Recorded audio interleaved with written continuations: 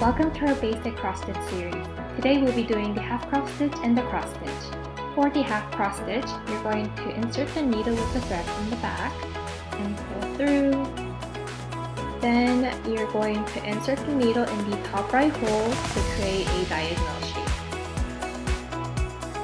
and pull through.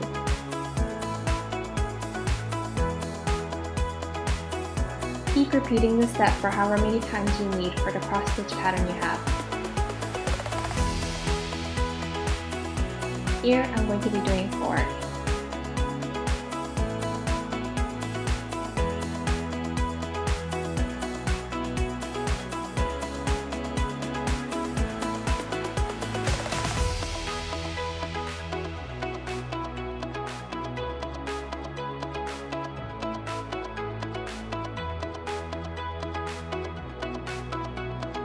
And there you have a half cross stitch row.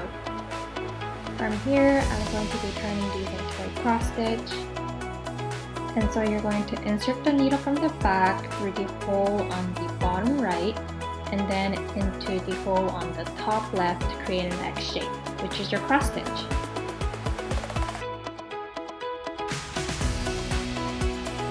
And keep continuing this step until all of the diagonal shapes become X shapes.